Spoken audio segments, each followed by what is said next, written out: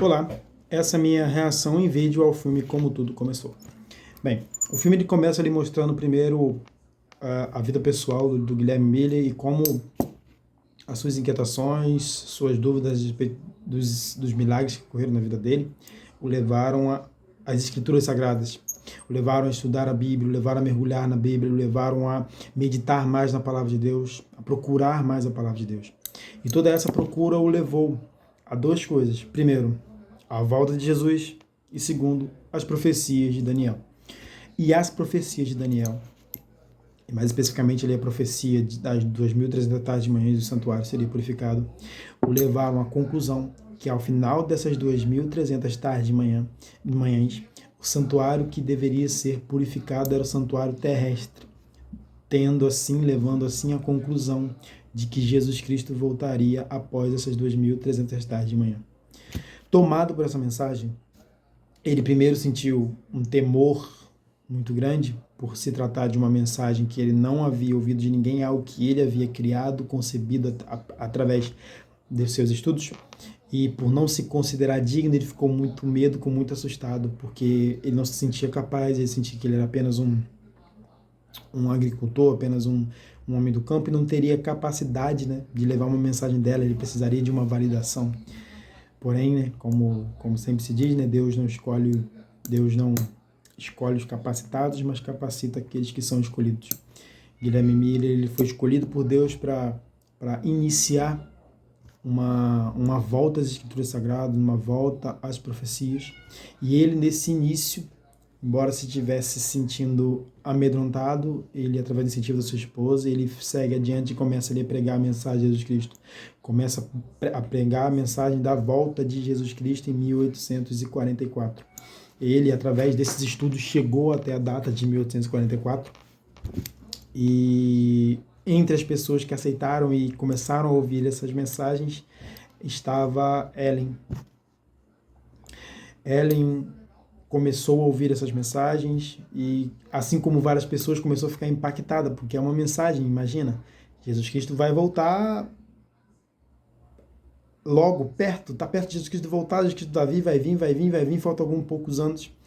Esse sentimento, essa revolução tomou conta, as pessoas começaram a ficar animados e felizes com essa mensagem, e a lógica toda que tinha em volta disso era uma lógica verdadeira das 2.300 tardes de manhã, que era real. Porém, né, tinha aí o equívoco do evento.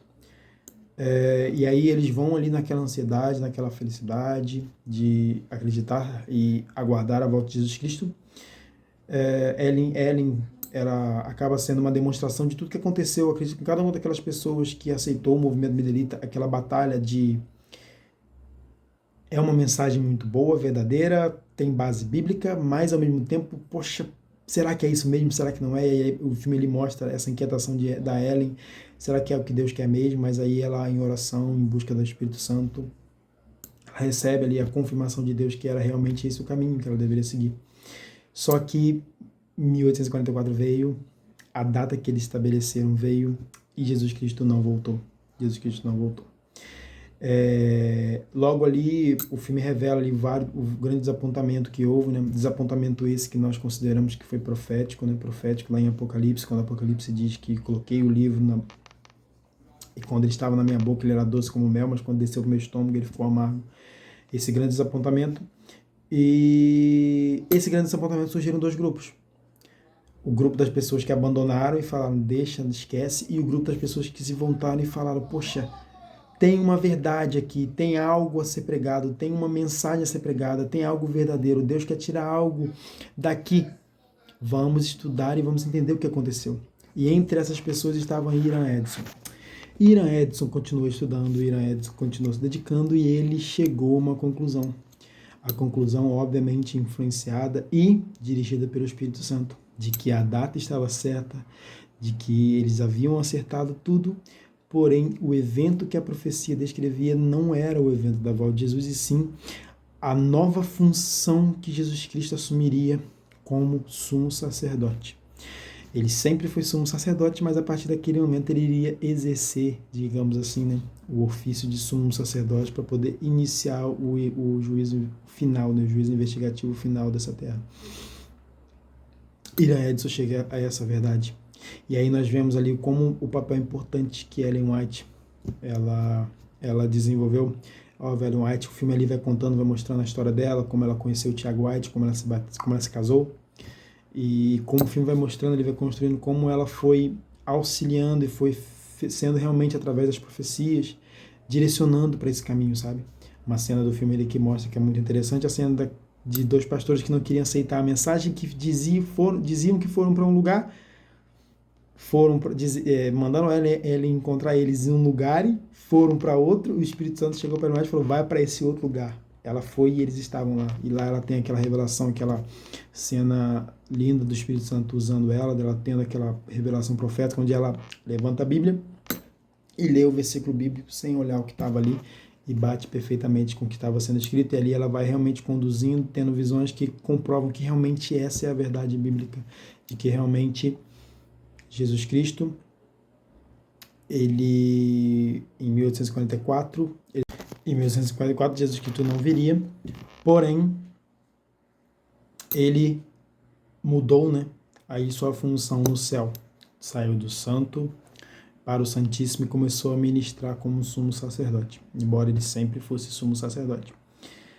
A partir daí se inicia, de fato, o início, né, da história da Igreja Adventista.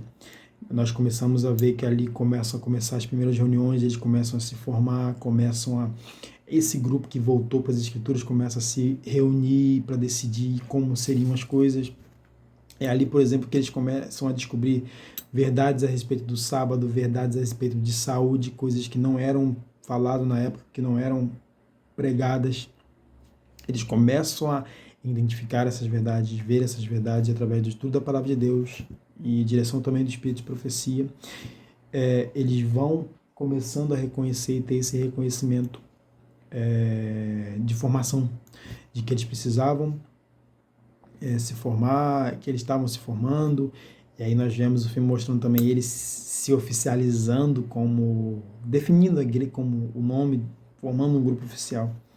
Mas assim, o que mais me chamou a atenção nesse filme foi a entrega deles, sabe? Nós vemos histórias ali deles, eles vendiam tudo que tinham e entregavam tudo para poder publicar as revistas, publicar o jornal, publicar os livros que falavam sobre a volta de Jesus, falavam sobre esse reavivamento e pregavam a mensagem que verdadeiramente era a mensagem de Deus. Eles entregaram tudo, eles fizeram tudo. A raiz da Igreja Adventista do Sétimo Dia é uma raiz de pessoas que entregaram tudo para Jesus, entregaram tudo pela pregação e a mensagem da volta de Jesus Cristo e conseguiram formar o grupo de milhões que nós somos hoje. O mesmo desafio que eles tiveram, nós temos, de continuar pregando, de continuar levando a mensagem de Jesus Cristo, de continuar gritando para o mundo, dizendo que nosso Senhor está vindo, nosso Senhor está voltando, e o mundo, infelizmente, está cego e não está enxergando que nosso Senhor Jesus Cristo está voltando.